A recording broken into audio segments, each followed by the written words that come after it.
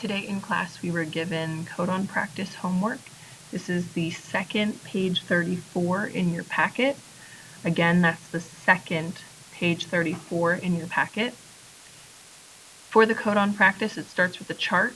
In class, I asked you to number the chart and then draw lines to separate the codons. So I'm going to take a moment, number it, and draw those lines just like I asked you to do in class.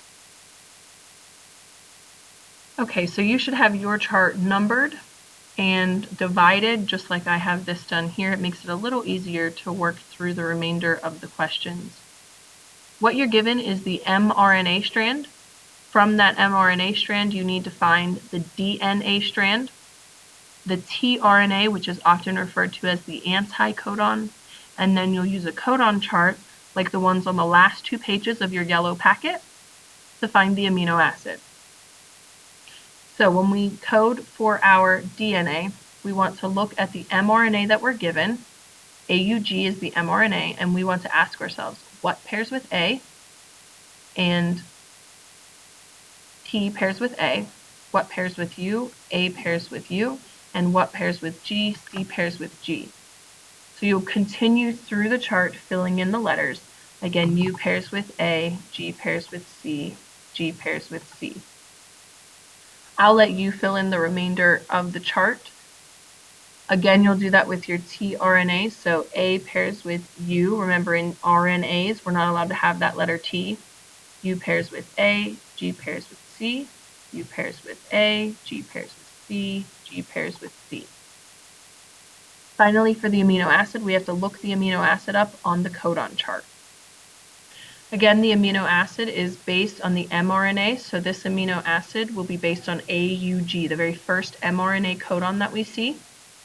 So we'll switch to the amino acid chart and look up AUG. On either version of the amino acid chart, when you look up AUG, A, U, and then G at the bottom, it comes up as MET. And sometimes you'll see that that MET is labeled as START, as you see here in this circular codon chart.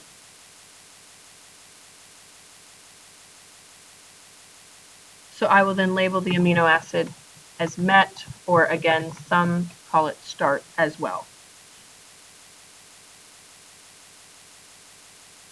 You want to continue to do that down the remainder of the chart. Again, you want to use the mRNA codon. So in this one, for the second one, UGG is what we're going to look up. Using either codon chart, UGG is TRP. So we will add TRP as our amino acid. Again, you'll continue that down through the chart.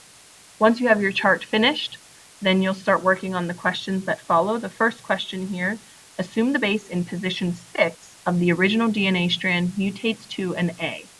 So if you come up to position 6, and you'll say, in this position, instead of this being a C, it wants it to be an A. So I'm going to type that in a different color so you can see it. So that means that my sequence right there, instead of being ACC, will be ACA. And the resulting mRNA sequence would then be UGU, because A pairs with U, C pairs with G, A pairs with U. That mRNA will then be used to find the amino acid, and if I look up UGU on the amino acid chart, either chart that I look up, U, G, and then U, I find that it's cis. So again, it was supposed to be TRP. I'll put this in red again. It changed the amino acid to cis instead of TRP. So again, the amino acid is cis rather than TRP. When we change the amino acid because of a mutation in the DNA strand, changing that one amino acid is referred to as a missense mutation. And this is a type of our point or substitution mutations that we talked about in class today. As you continue through questions 2 and 3, it asks you to perform other mutations to the DNA strand. So you'll have to look at how those DNA changes affect the mRNA and the resulting amino acid that you get. If you continue through the follow-up questions, it gives you a new strand of DNA, asks you to code for the mRNA strands, so you'll just be seeing what they match up with.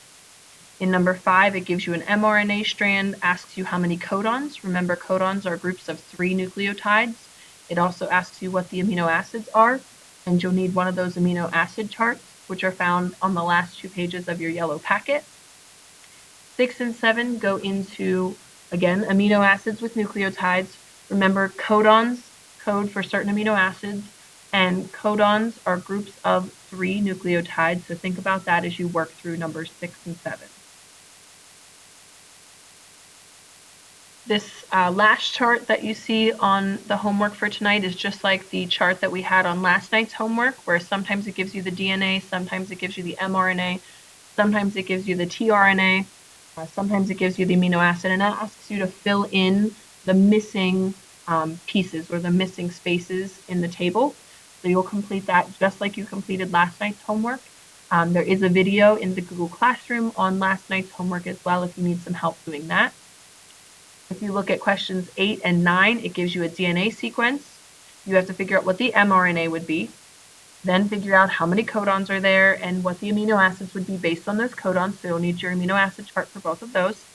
And then 10, it's kind of just a follow-up question, and it asks why is it important for each step of protein synthesis to be mutation-free. And that really just goes based on the discussion we had and the notes we talked about in class today on mutation.